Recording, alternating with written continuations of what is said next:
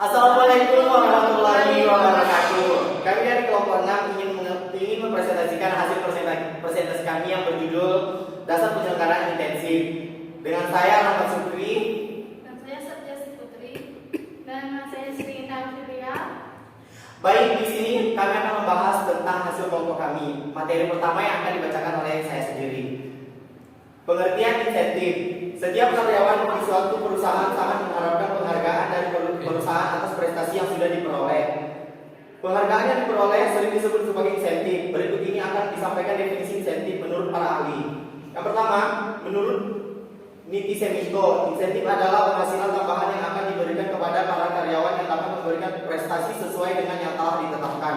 Yang kedua, menurut Panggabean, insentif adalah kompensasi yang menaikkan gaji dengan produktivitas. Insentif merupakan penghargaan dalam bentuk uang yang diberikan kepada mereka yang dapat bekerja melampaui standar yang telah ditentukan. Yang ketiga, menurut Andre Sikula, insentif merupakan sesuatu yang mendorong atau mempunyai kecenderungan untuk merangsang suatu kegiatan. Insentif ialah motif-motif dan imbalan-imbalan yang dibentuk untuk memperbaiki produksi. Yang keempat, menurut Heik Rahman, insentif dimaksudkan untuk memberikan upah atau gaji yang berbeda karena prestasi kerja yang berbeda. Yang kelima, menurut Hasibuan, insentif merupakan tambahan balas jasa yang diberikan di atas prestasi standar. Insentif ini yaitu alat yang dipergunakan pendukung prinsip adil dalam pemberian kompensasi.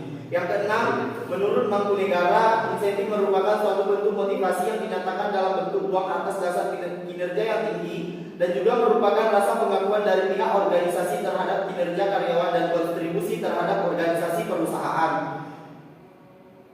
Selanjutnya, menurut Handoko, insentif merupakan perangsang yang ditawarkan kepada para karyawan untuk melaksanakan kerja sesuai atau lebih tinggi dari standar-standar yang ditetapkan. Yang kedua, MAIS 558. Dari beberapa definisi yang dikemukakan oleh para ahli di atas, dapat disimpulkan bahwa insentif adalah sebuah program yang diberikan oleh perusahaan sebagai motivasi bagi karyawannya dengan tujuan agar karyawan tersebut menjadi lebih giat di dalam bekerja. Yang kedua, jenis-jenis intensif. Menurut Manulang, jenis intensif ada dua, yaitu finansial insentif dan non-finansial insentif. Finansial insentif merupakan dorongan yang bersifat keuangan yang bukan saja meliputi gaji-gaji yang pantas. Sedangkan non-finansial insentif ada dua elemen, yaitu utama dan non-finansial insentif, yaitu keadaan pekerjaan yang memuaskan yang meliputi tempat kerja, jam kerja, tugas, dan rekan kerja. Sikap pemimpin terhadap keinginan masing-masing karyawan seperti jaminan pekerjaan, promosi, keluhan, hiburan, dan hubungan dengan alasan. Menurut yang kedua, menurut dari Dessler, jenis rencana insentif secara umum adalah yang pertama, program insentif individual, yang kedua kelompok, yang ketiga rencana pembagian laba secara umum. Itu tersebut merupakan program insentif di seluruh organisasi yang memberikan kepada karyawan satu bagian dari laba organisasi dalam satu periode khusus. Yang keempat, program pembagian perolehan adalah rencana upah di seluruh organisasi yang dirancang untuk memberi imbalan kepada karyawan atas perbaikan dalam produktivitas organisasi. Yang pertama, seluruh anggota menerima pembayaran yang sama dengan yang diterima oleh mereka yang paling tinggi prestasi kerjanya. Yang kedua, semua anggota kelompok menerima pembayaran yang sama dengan pembayaran yang diterima oleh karyawan yang paling rendah prestasinya.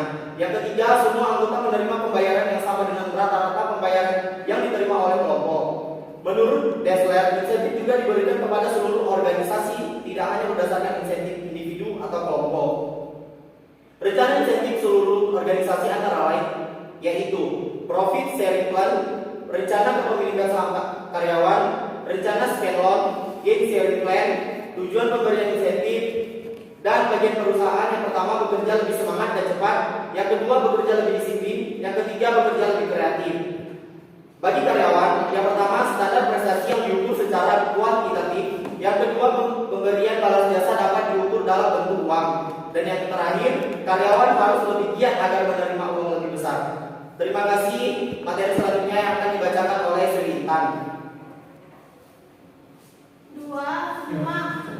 Semua anggota kelompok menerima pembayaran yang dengan pembayaran yang diterima oleh karyawan yang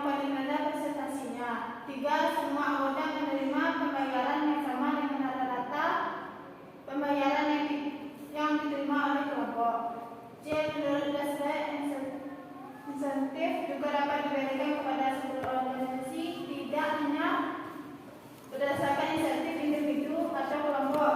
Rencana insentif seluruh organisasi antara lain terdiri dari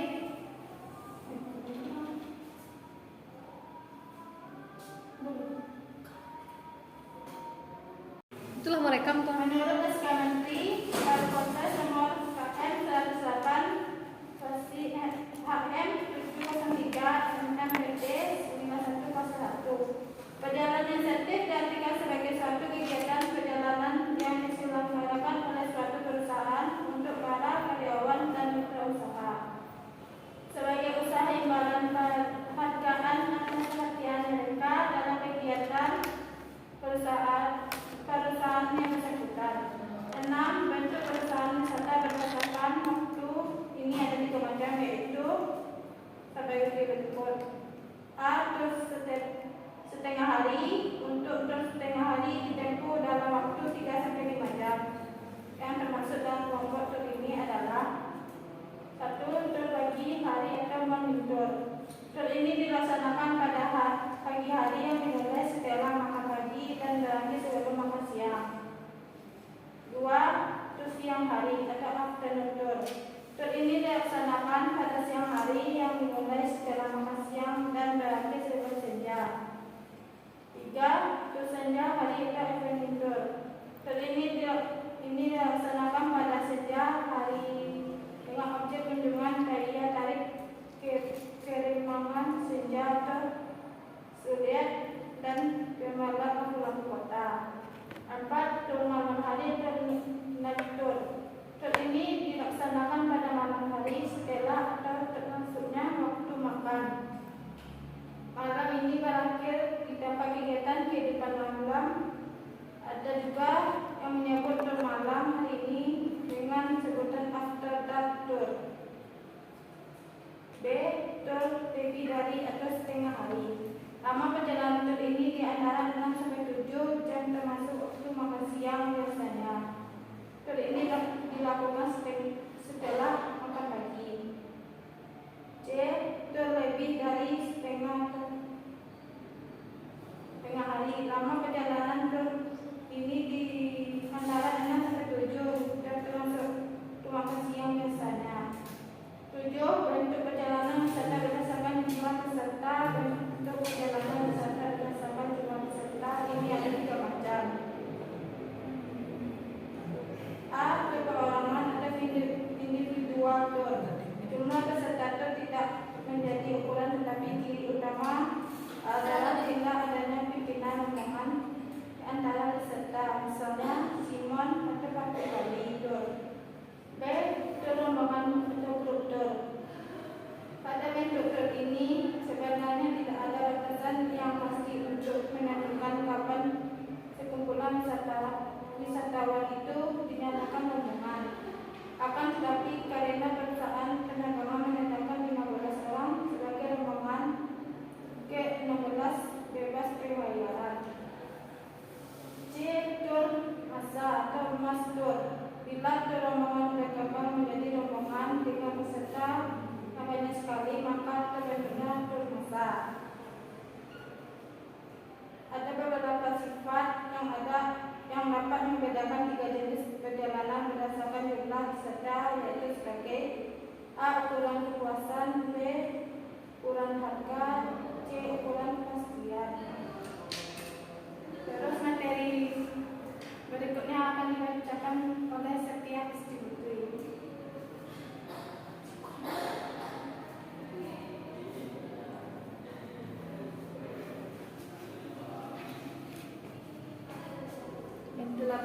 Bentuk perjalanan wisata bersama wilayah. Bentuk perjalanan wisata bersama wilayah sebenarnya hanya mengenai wilayah dalam negeri dan wilayah negeri sendiri, tempat berlangsungnya.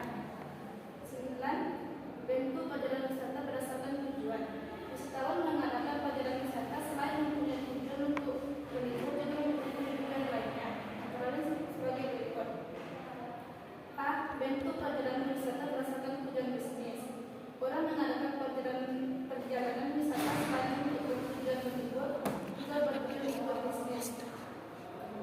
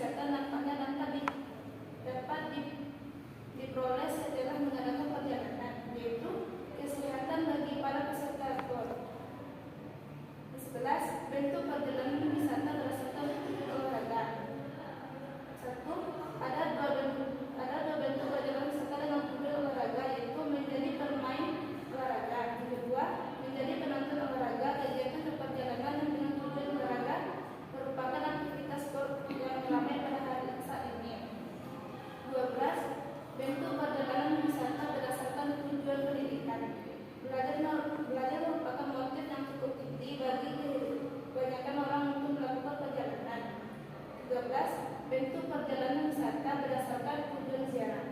Wisata ziarah ini tujuannya berkaitan dengan agama tertentu dari para peserta. 14. Bentuk perjalanan wisata berdasarkan penyiapan dengan yang menjadi ukuran dari bentuk perjalanan kelompok. Ini adalah dasar penyiapan dari bentuk perjalanan yang akan dihasilkan. Terdapat 3 bentuk dalam kelompok ini, yaitu pertama, tour yang telah disiapkan dan tour yang disiapkan atas permintaan. Yang kedua, tour yang disiapkan secara reguler dan tour yang disiapkan secara tidak reguler.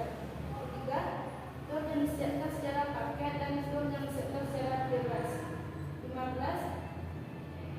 Bentuk perjalanan berdasarkan kelas, seperti diketahui bahwa tour sebagai produk ditentukan oleh faktor profil wisatawan sebagai konsumen.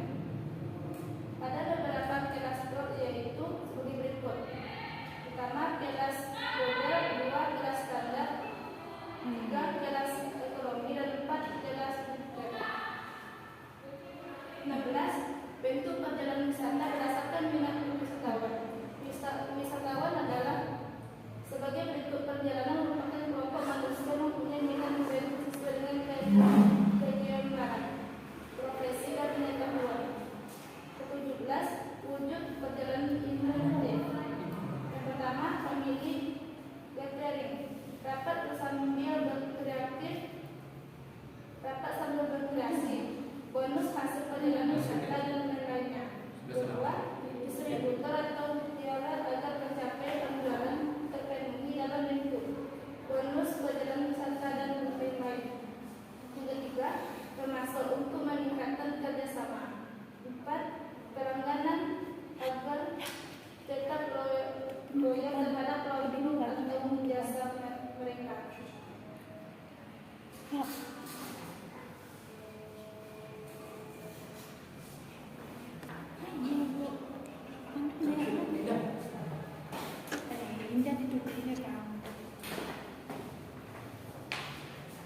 Cukup sekian hasil presentasi kami pada hari ini. Kalau ada kesalahan mohon dimaafkan. Assalamualaikum warahmatullahi wabarakatuh. Waalaikumsalam.